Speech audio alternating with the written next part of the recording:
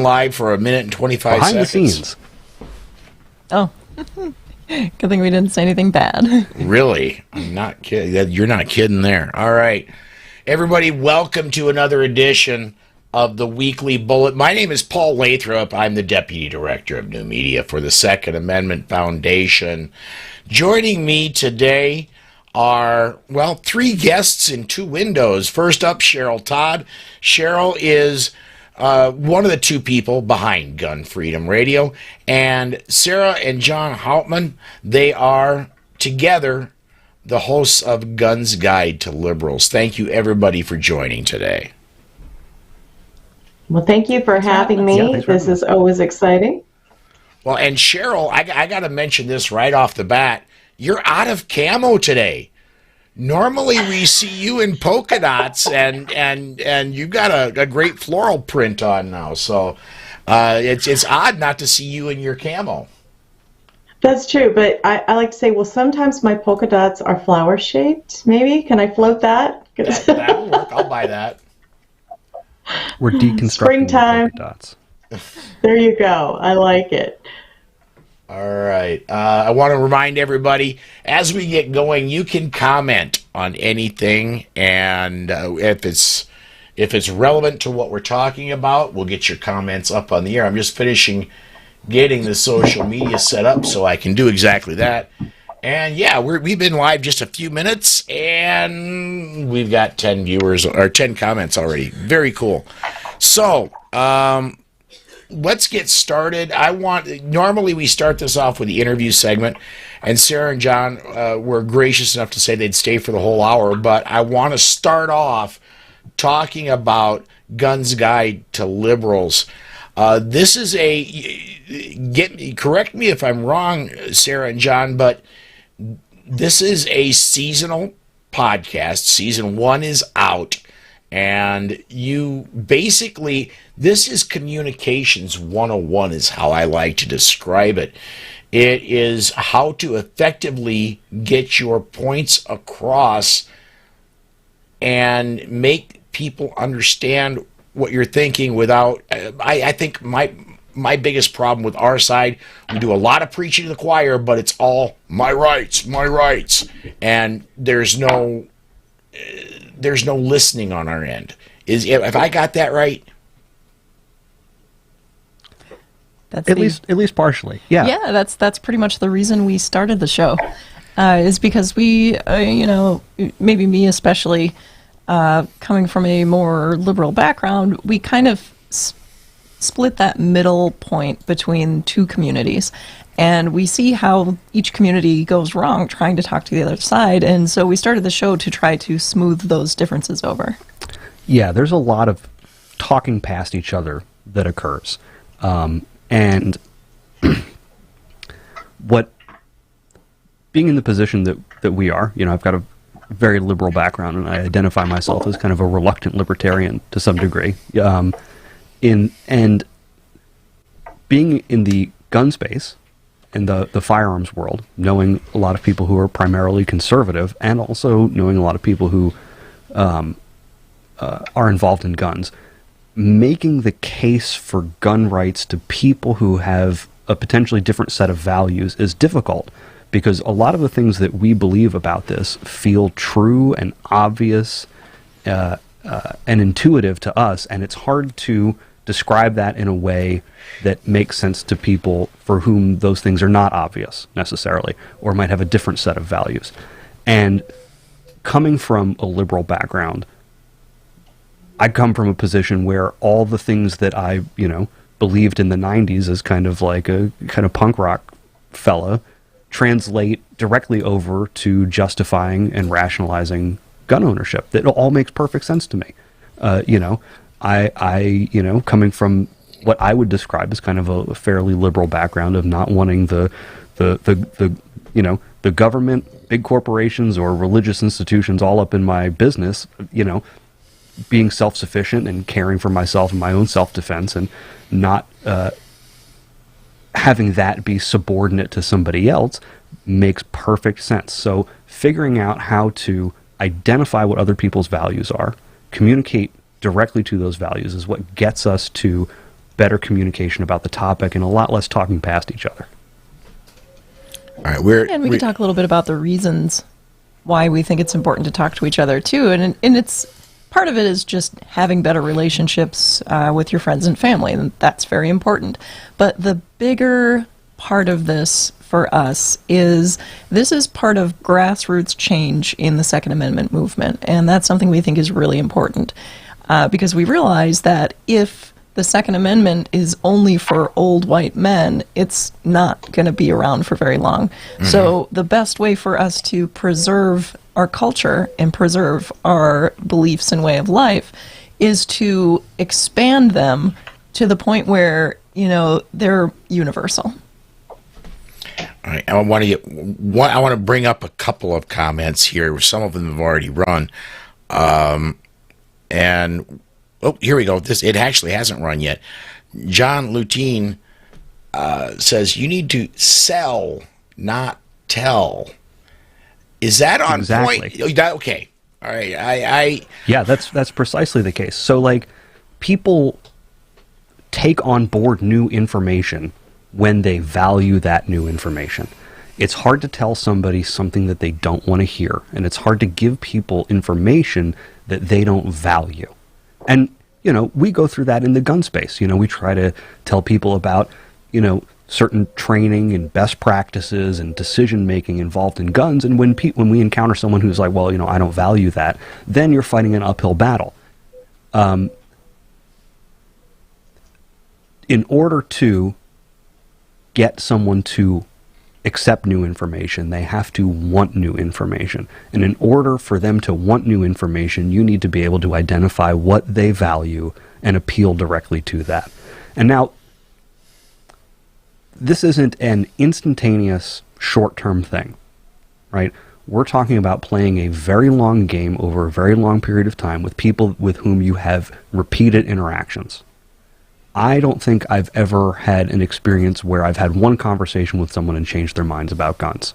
Mm-hmm. However, I can point to a number of circumstances where, over the course of 5 years, as a trusted friend of someone with whom I have political and philosophical differences, they come around to at least understanding my point of view on this and being less willing to fight against it. Because the interesting thing about gun rights in the Second Amendment is the more that somebody knows about it, the less likely they are to oppose it. Right. So gun control leans very heavily on simplified and emotional arguments. It's like literally in their playbook, which you can download online.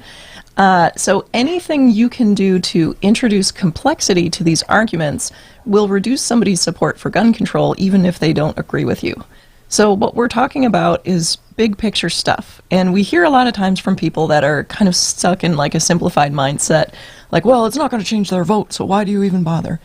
It's not about that. It's above that, right? So this is incremental cultural change.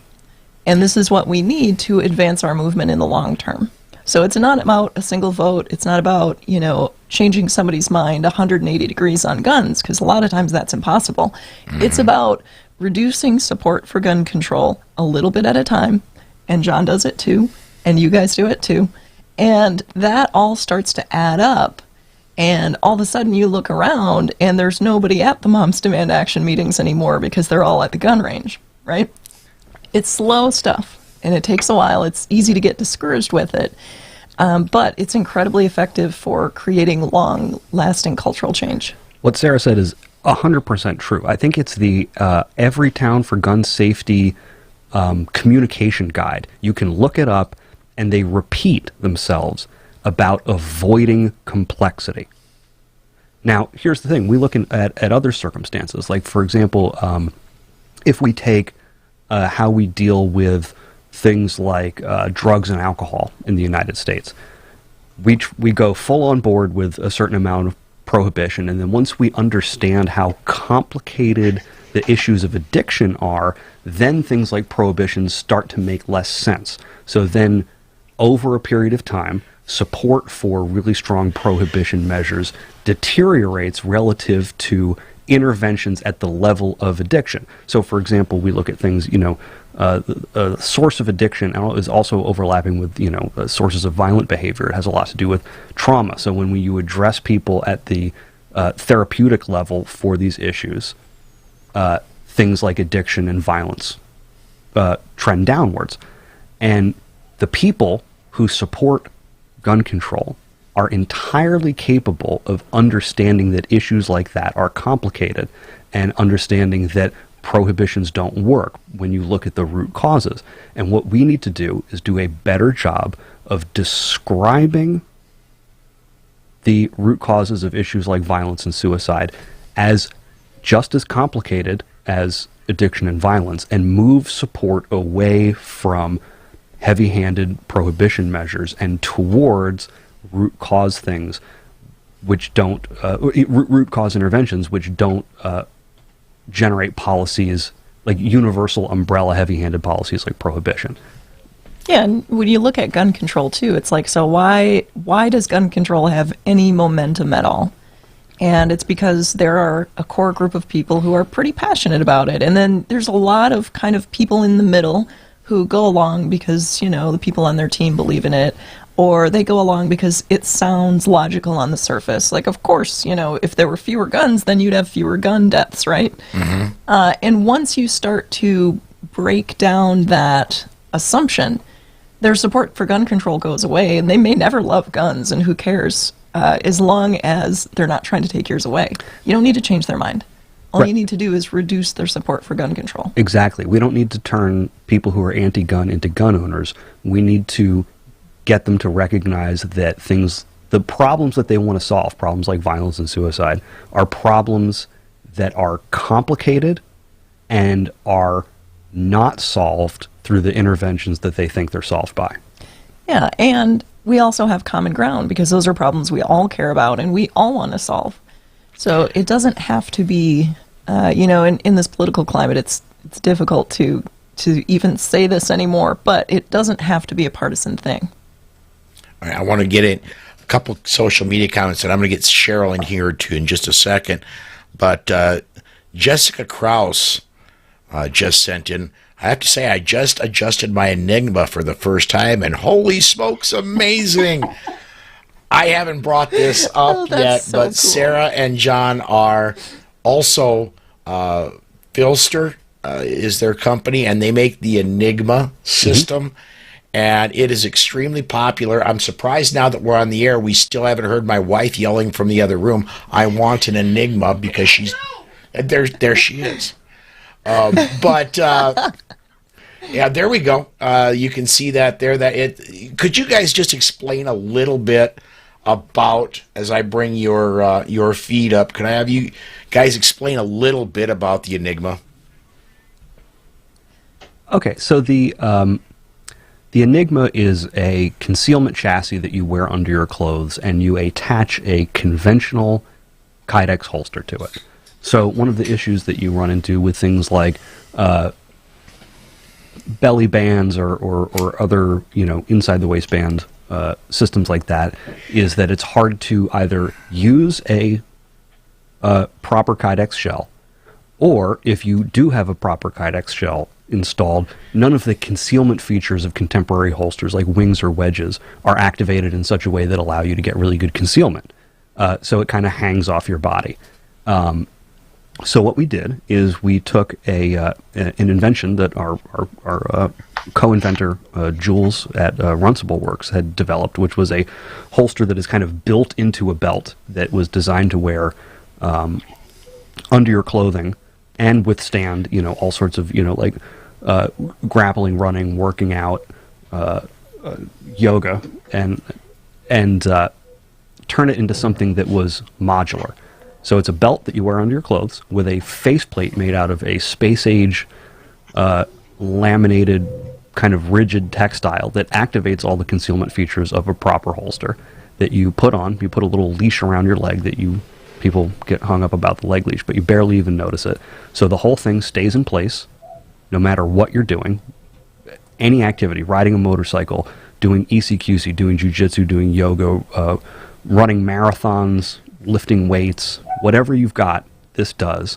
It stays in place on your body, conceals fantastically and is adjustable to whatever position forward of the hips you want to wear it. So it conceals really well.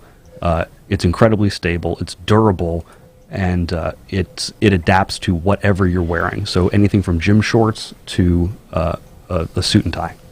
Okay, that's enough, I think. That's And we're going to be, for anybody interested, we're going to be doing a full 30 minutes just talking about the Enigma tomorrow night, or Monday night when John joins us. 30 minutes right there. Yeah, when John talks with us on the Polite Society podcast. Let's go ahead and get back to, first of all, Cheryl, I haven't let you into the conversation yet. Do you have anything you want to bring up or any question? Whoa, wait, wow, what happened there? Cheryl, I've got the bottom. There we go. There we go. Yeah, I think that's the quietest I've been in the longest time. If we asked Dan, the other guy, my co-host on Gun Freedom Radio, he would probably not believe what we all just witnessed, how quiet I was for such a long time. But no, I wanted to just say, to punctuate all of that great knowledge and wisdom that Sarah and John were imparting to us, to anybody that's out there going, oh, that's just theory. Oh, that's not real life. That's not how things work in the real world. My husband and I, Dan, and I own AZ Firearms. It is a gun shop, right? The actual real deal mom and pop's corner gun shop in any town, America. And over this past year, I have completely lost count of the number of people who have reached out to me, texting quietly, a Facebook message, something like that. People that never in a million years would have envisioned themselves being gun owners. And they realized that, it was time for them to take that important step to at least explore it, if not actually make a purchase. And the reason that they came to me is because they had just quietly off in the sidelines watched and listened to how me and my husband and my team and my family have engaged in this pro-Second Amendment, pro-rights space. And so many times people said they realized that I was not going to shame them. They knew that I wasn't going to call them names or, in any way embarrass them. They knew that I had open arms to say, what do you need to know? And what can I help you with? And they also understood that the way that we operate is that we lead with questions. We don't come in with this bag full of preconceived notions about who the other is, whether the other is, a completely, agnostic person when it comes to guns and their rights, or whether it's somebody that maybe in the past has even spoken against guns and rights. That was yesterday. How can I help you today? And so our store and my experience is a real-life, real-time example of everything that Sarah and John were saying as being true. Now, have I maybe stepped on a landmine here and there? I guarantee you I probably have, because I talk a lot. And so there's probably something that I've said at some point that, Sarah and John would cringe and go, oh my gosh, I can't believe that just came out of your mouth. But the point is that my heart is in the right place and my mind is in the right place, that we're here to serve. We're here to try to do the best we can to protect our rights and help people get the tools they need. And I've learned a lot, actually, from Sarah. We were at an event together a few years ago, and Sarah said, so one of the speakers was being, kind of like, ooh, those liberals, and a few of the speakers were saying, ooh, those liberals. And so off to the side, I was talking to Sarah and I said, how does that feel for you? I mean, does that feel very welcoming and warm for you to stay here and know that you're about to take the microphone? And I so appreciated not only Sarah's willingness to not leave, and to stay. And but it created a bond of trust, I think, for me to her, that I could lean on her and know that, if I did have one uncomfortable question, or if I said something uncomfortable, that she wouldn't lash back at me, but we could learn from each other.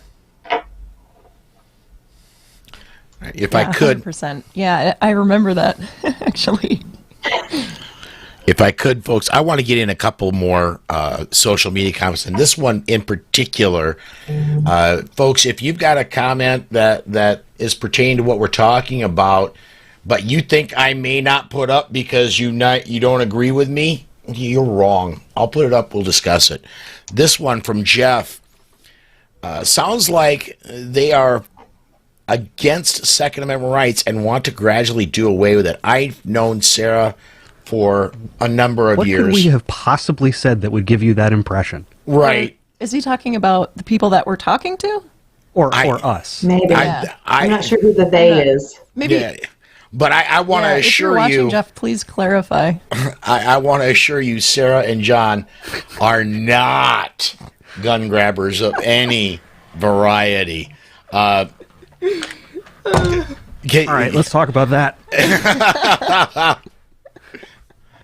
So, to be clear, can I just have you say just the benefit? Yeah. Oh, I was going to say, giving him the benefit of the doubt. Like, he maybe didn't come into the broadcast from the beginning, so maybe he didn't hear the whole thing.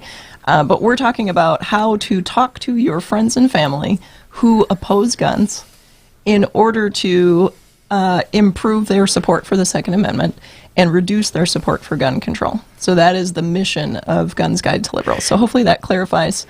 And if he can maybe comment again, I know there's a little bit of lag time, just to clarify what his actual question was.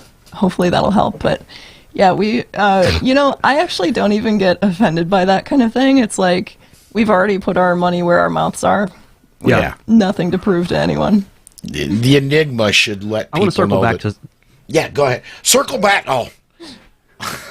Well, yeah. So I'd like to circle back to something that Cheryl was talking about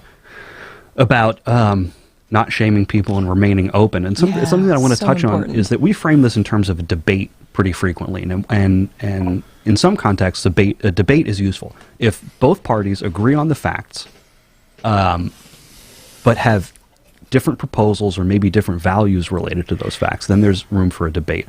But if people don't share the same set of facts, what happens is that you have a reluctant education going on.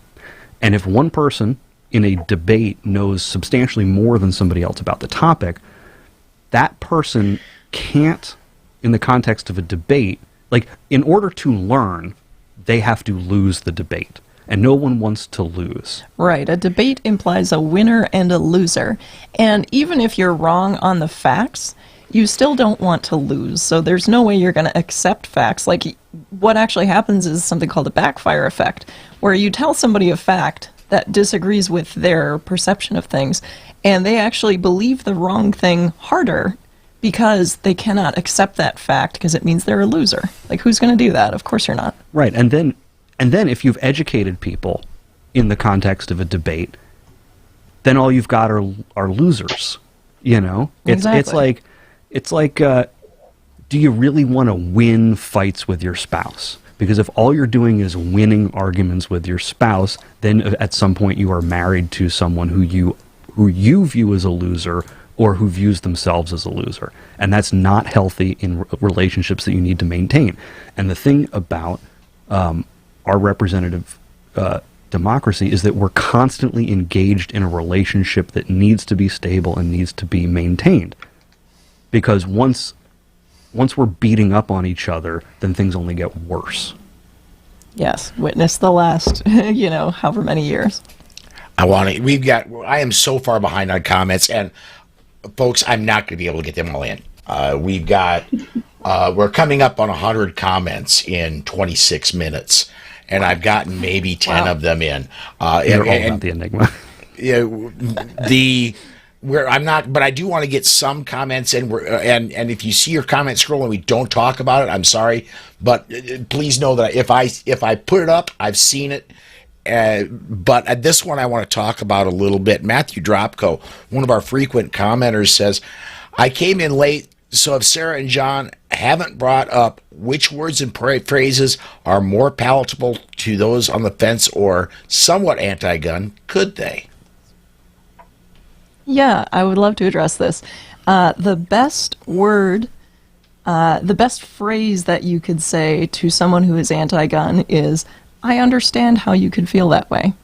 And the best individual word you could say to them is how or why, and ask questions. And there's no magic phrase that's going to convince anyone of anything, but if you are truly listening and understanding where they're coming from, you can address what's important to them instead of trying to make them conform to what's important to you. Okay. Matthew Dropko, and I just ran through the screen, phrases like protect your children, save your family, do the work to create a safety plan for your family sounds better than cold dead hands and I'll shoot anyone who comes in my house and things like that. Oh, that's true. Yeah, there are definitely some things that act as dog whistles to one side or the other. And those things are kind of more signals of tribal affiliation than they are actual talking points.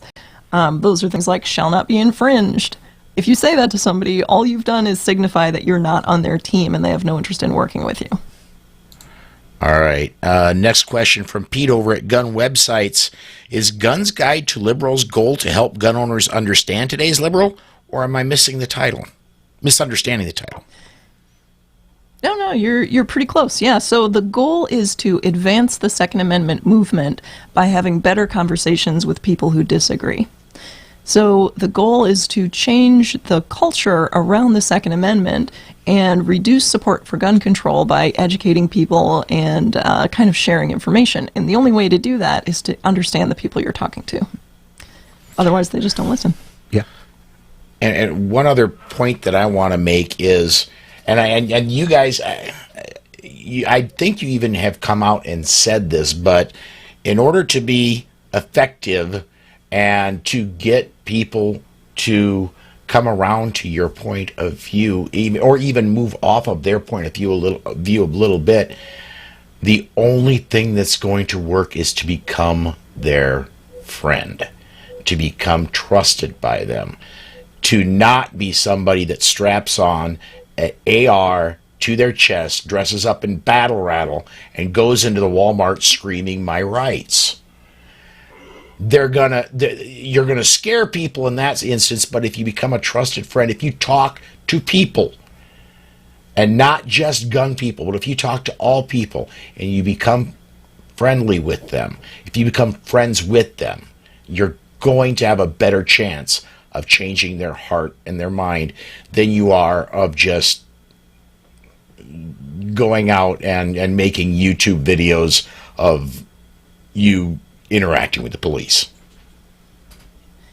Yeah, I think that's a good point. So we kind of talked a little bit about tribal affiliation and how that affects how people perceive you and your opinions.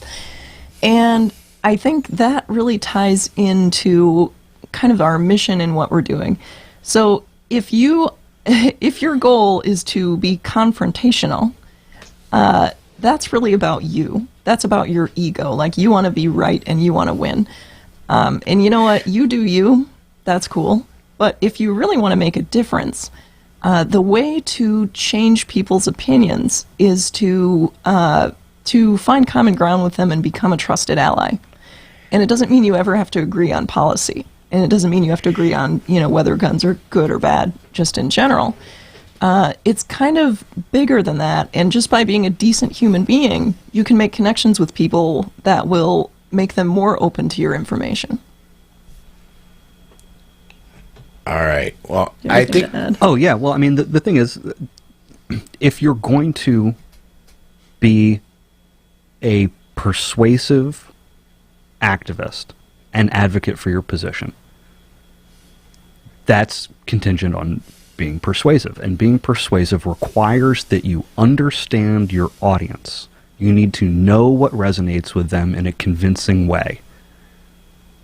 I think, to use the example that you made of, putting on all your body armor and going into a Starbucks, that I believe represents, people say, I'm doing that in order to normalize and educate.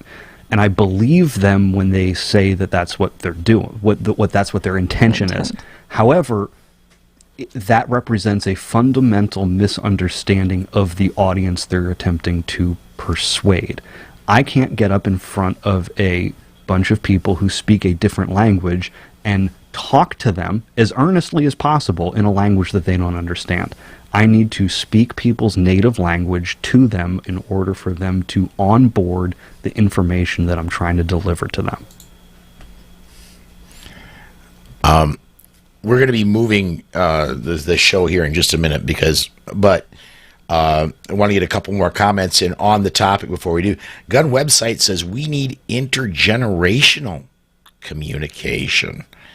And PNW Wood says, I like the idea that my frequent discussions with my liberal friends doesn't necessarily change their mind, but nudges them toward not supporting gun control because I'm their friend.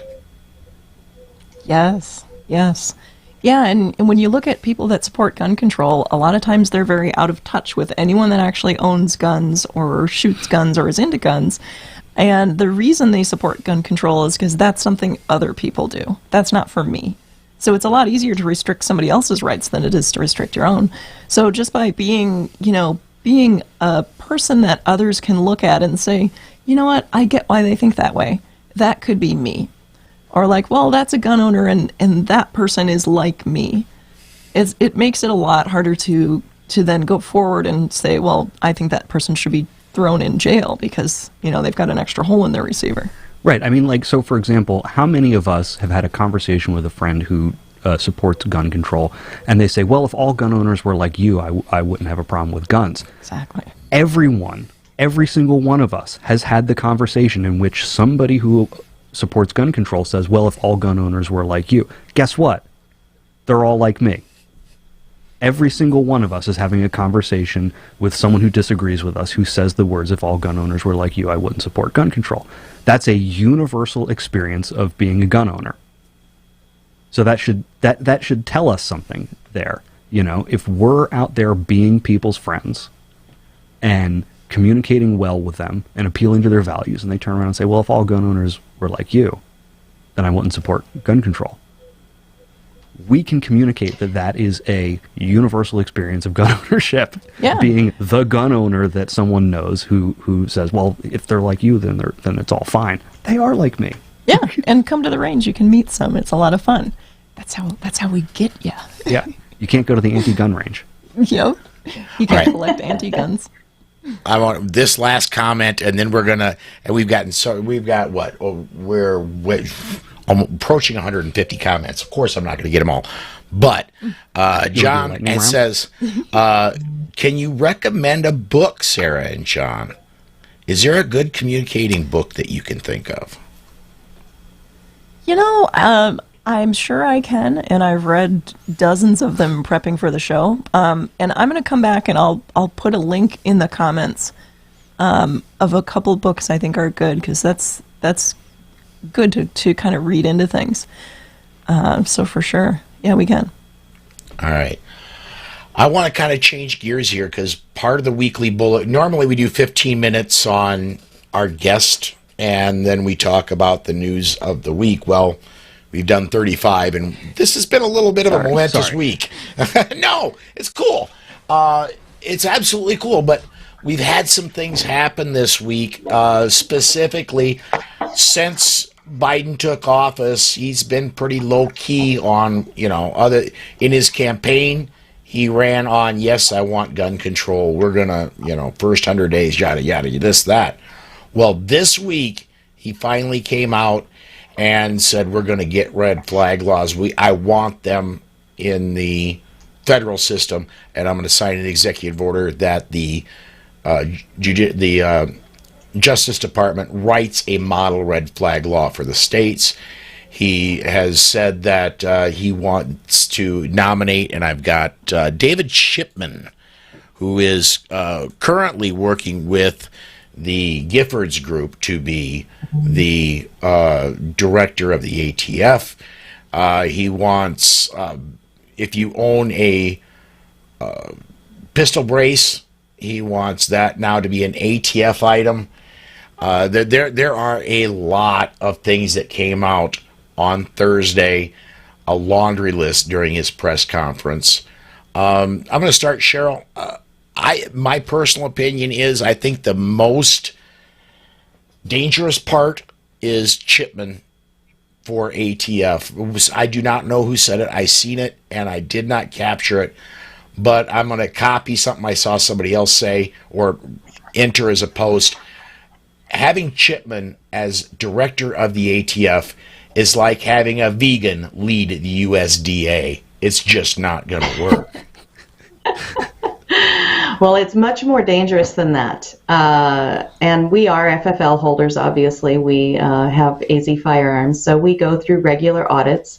And generally speaking, the actual person that walks in the door, the auditor, kind of sets the tone for everything. They have certain rules to follow, but they're also human beings. Like when a police officer pulls you over and says, you know what, you were speeding, but I'll give you a warning, versus a police officer that is, letter of the law versus spirit of the law. So when you put someone like Chipman, who is very politically active, he is the policy advisor of the Giffords anti-gun campaign group, and you take all of that he's been doing for such a long time, and you give that the power of the badge, I believe that is going to create a culture at the ATF where every auditor is going to be very much about the letter of the law, which is, fine. Which we want to follow the law. We're doing everything we can to follow the law. We are, responsibly armed people who are selling to other people who are seeking to be responsibly armed.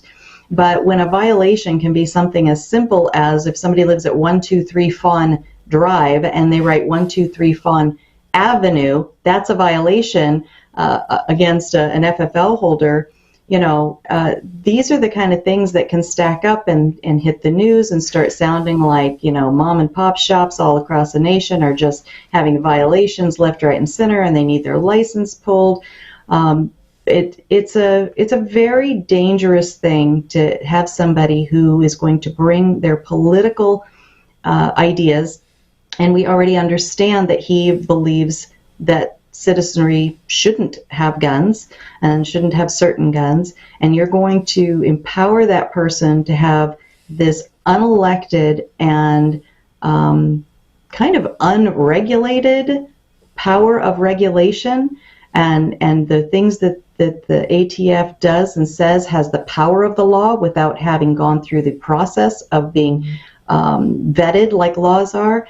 It's very dangerous, and I am quite uncomfortable with the very idea that this would be the background of this person would be considered. This person would even be considered for a position of that level of power and authority.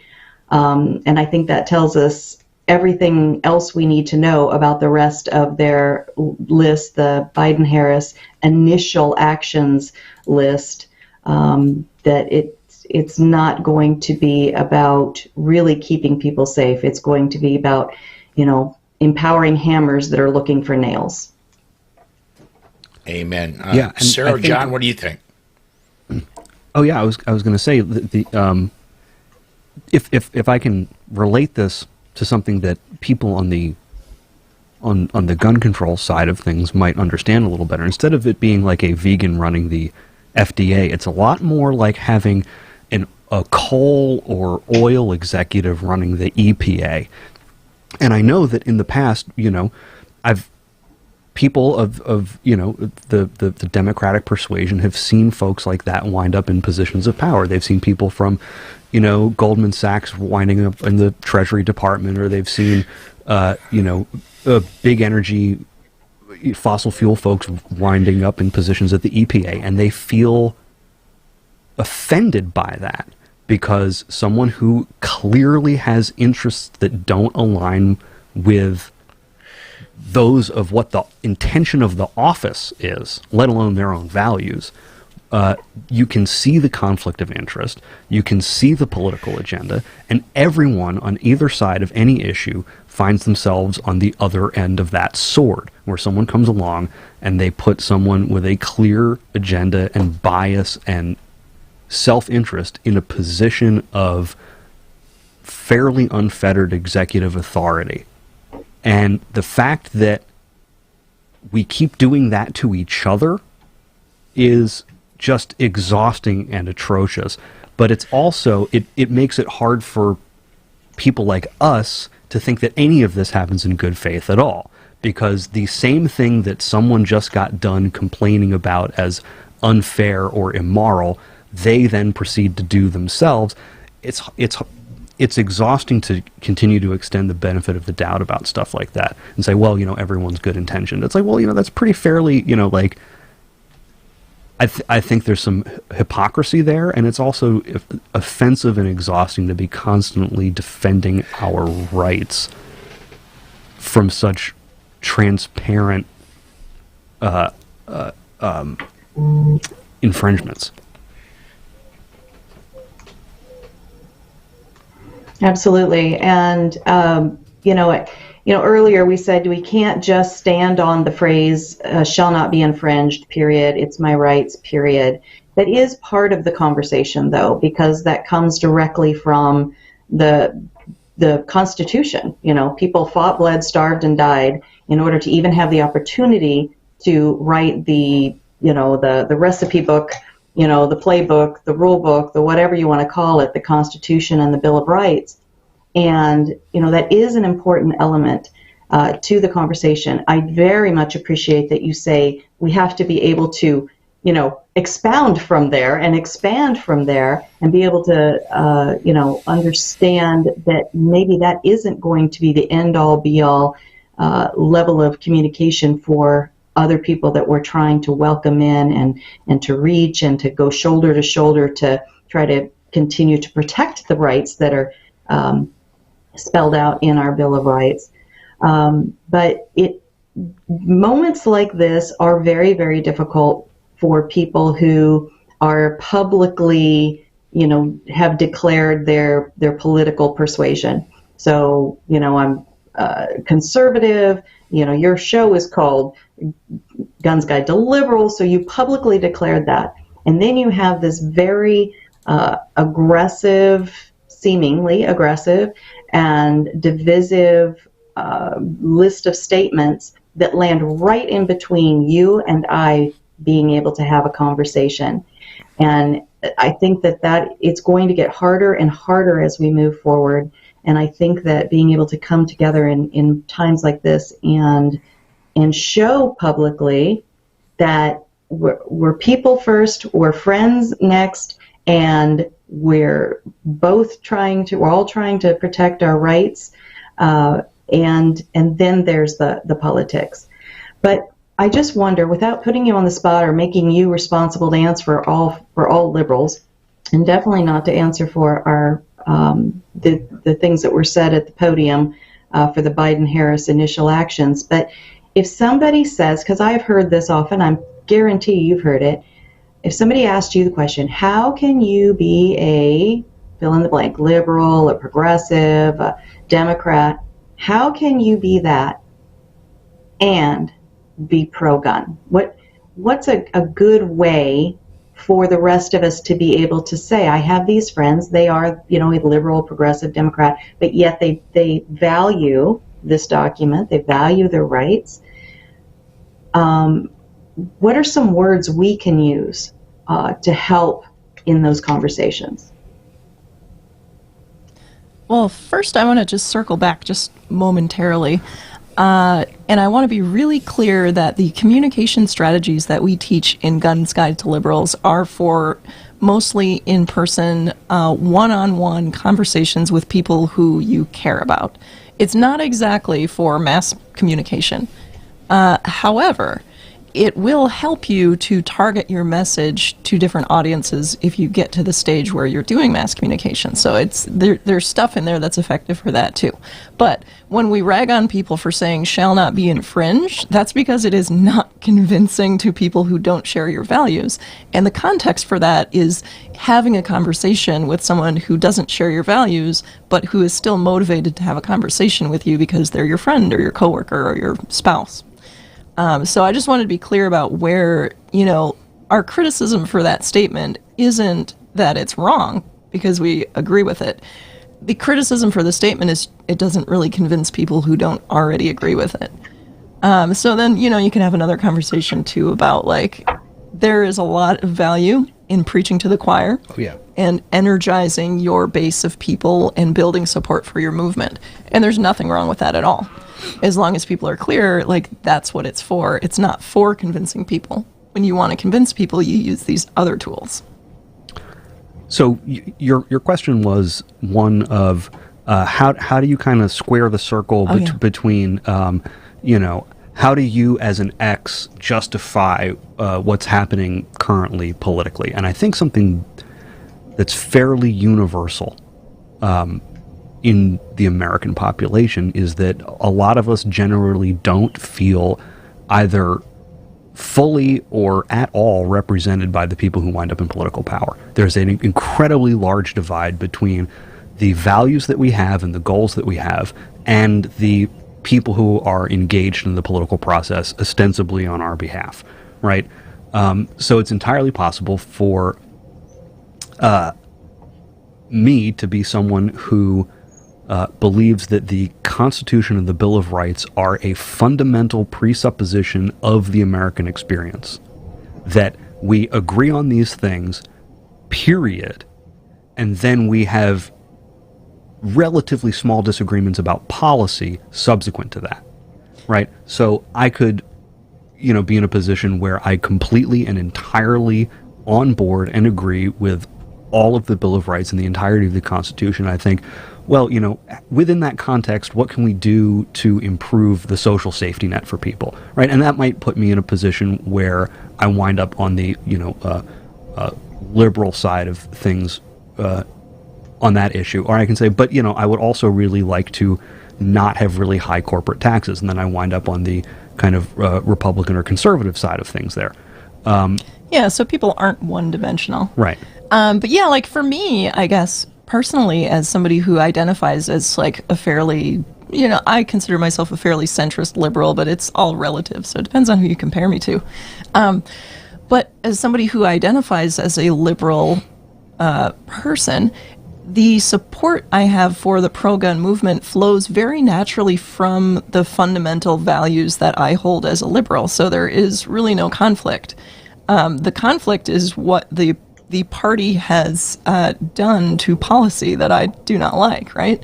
So for me, bodily autonomy is one of my core values, and that includes everything from basic self-defense. I have the right to defend myself. I have the natural, inborn human right to defend myself. And that goes all the way up to, looking at the relationship between the citizen and the state, right? So the citizen has the right to defend themselves as well, as an entity. So really, anything that allows the individual more power in relation to the kind of overwhelming power of the government is a good thing. And that all kind of flows naturally from liberal values, but not everybody really sees it that way until they really break it down. So that's where these conversations come in handy, because eventually you break it back. You break it down far enough and you go far enough back, you find those core values that you share, and you explore how you got to different points kind of, on the branches of this tree. And it makes it a lot easier to see where other people are coming from on that. If I could, I want to go off on other thing that Biden proposed, and that's a national red flag law. And I know some people have heard it before. I discussed it on Thursday, but we've got a much larger audience on Saturdays, and so I want to, for those of you who may not have heard the show on Thursday, I I want to go off on this for just a few seconds, and that is this. A red flag law is the absolute worst idea we could have when it comes to people who may be on the edge. If you have somebody who is dangerous enough that you feel you need to take their guns away, they need, and every state in the union has this, they need to be put into an involuntary 72-hour evaluation. To just go in and just take the guns away from these people and leave them free. Well, you're not taking their butcher knives. You're not limiting their access to axes. You're not limiting their right to drive a pickup truck and have gasoline. You are not limiting. Look, are guns an effective tool for killing people? Yes, but there are more effective methods, and you're not limiting those. You're taking somebody who you claim is on the edge and a danger, and you're taking one method of attack from them, but leaving all the others, some of which are far more effective. That is dangerous, and it is just plain not smart.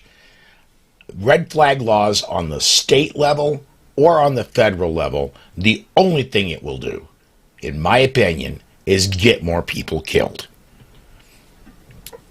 Can I chime in on that real quick? Yeah, go ahead. Yeah, and if you want to talk about that with your liberal friends who don't agree with you, and they're like, well, of course you want to take their guns away. They're dangerous, right? If you look at it from a humanitarian perspective, what you're really doing is you're taking the guns and you're leaving the person behind.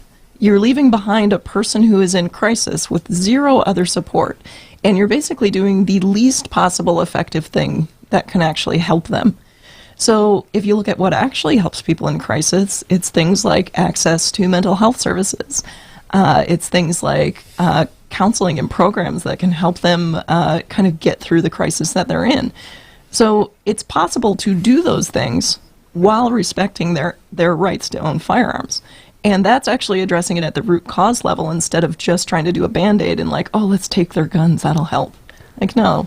Think of it from a humanitarian perspective. What is going to help that person the most? And let's do that. And, we don't need to take people's guns away and leave them in crisis. Yeah, and the other thing that strikes me as kind of strangely illiberal about red flag laws is that they bundle in everything that liberals and Democrats dislike about civil asset forfeiture, for example, where the state comes in and seizes people's property with no recourse and then puts them through the ringer of the legal system to self-fund their own what's the word I'm looking for? Defense. Self-fund their own defense. And it also piles on mental health stigma onto this person. I don't know how anyone can believe that A, mental health shouldn't be stigmatized, and B, that people with no resources should be forced into the legal system to provide for their own defense, and think that in any way overlaps with the values of liberalism. Like, it's completely against those values. You're leaving someone in crisis with no help. You are seizing their property and forcing them to defend themselves against the state, and then you're piling mental health stigma on top of them. I'm like, who are you supposed to be?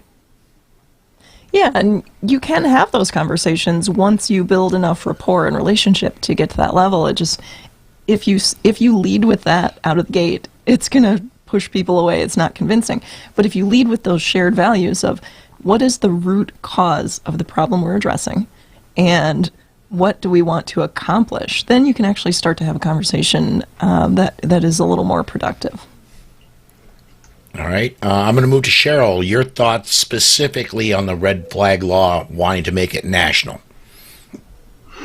Yes, I think it's horribly dangerous. And, we have we're small business people. We have this radio show that's now podcast style, but my degrees are in psychology. And so I look at the whole red flag gun law thing from a couple of different unique lenses, a couple of different angles. And I can't agree more with the idea that, if we are not offering help to someone, that we're professing that someone needs help, and the only help that we are offering is to call the police and have the police raid their home and relieve them of certain items of their property. It's just maddening. But the example that we've seen over this past year of the COVID craziness, where hotlines have been put up, and mayors and governors have encouraged their citizens to snitch on each other, to call the authorities on each other for things like, hey, they have 3 people visiting in their backyard together on their own property. Or, I saw this person in the grocery store who didn't have a mask covering their nose and mouth. Our local police department here in Avondale, Arizona, said, finally, we are not using our manpower. We can't do that anymore. It was just overwhelming their call center. It was overwhelming the ability for their officers to meet, to take each one of these calls. If we don't see that as a bone-chilling example of what is going to happen when people have been empowered with this red flag law to snitch on each other, call on each other, use the weight of law enforcement against people who they might have some completely other disagreement with. It could be a personal relationship, a love relationship falling apart. It could be a custody battle over kids. It could be grown children who are, in some way trying to get back at their aging parents. I mean, it is just, it's complete madness to not be able to, I don't care what party affiliation, political party affiliation you belong to, if you can't see that it is rife with complete misuse and using the power of somebody that has a badge and a gun against your fellow man and woman. I don't know how else to phrase it to you to say that this is a complete danger to our society and our culture as a nation. Yeah, and in addition to that, it's inevitably going to be rife with the kinds of unintended consequences that we know that everyone already doesn't like.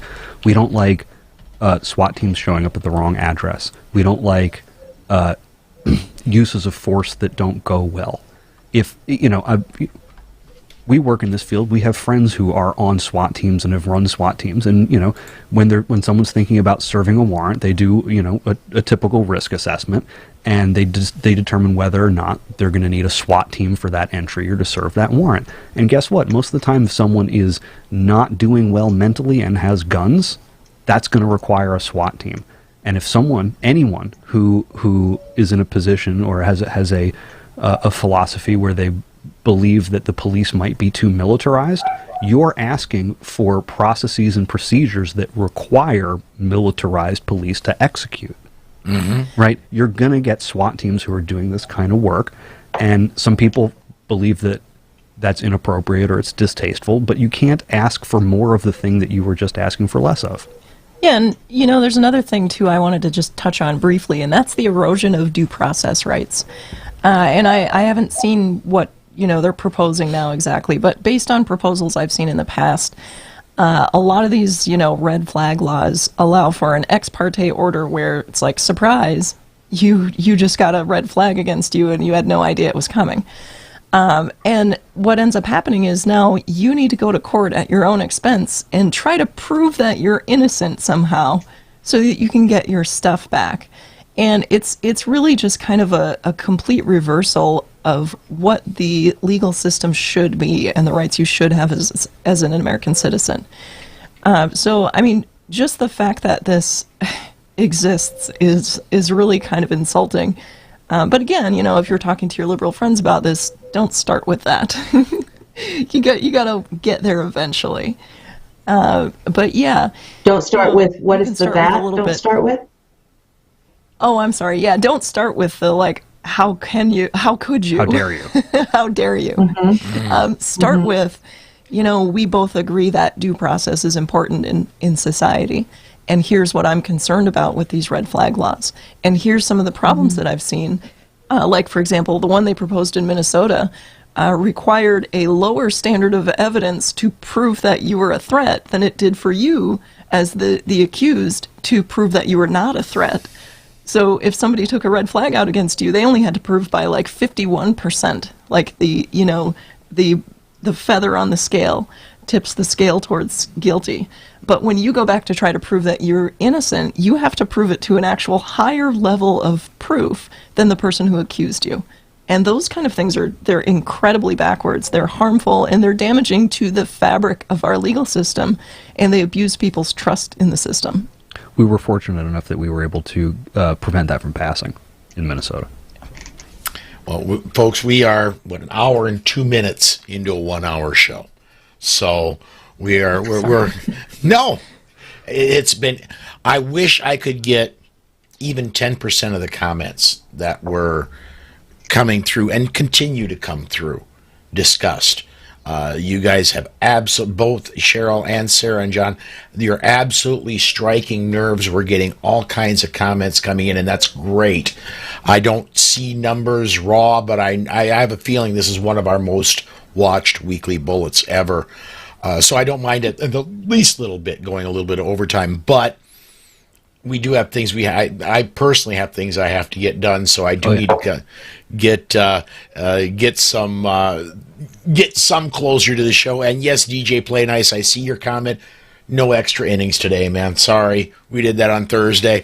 Cheryl, as we go out the door, if I could have you let people know who you are again and where they can find you and Gun Freedom Radio. Absolutely. Well, I am Cheryl Todd, and my co-host, the other guy, Dan Todd, isn't here with me today, but our show is called Gun Freedom Radio. You always got to pronounce it right.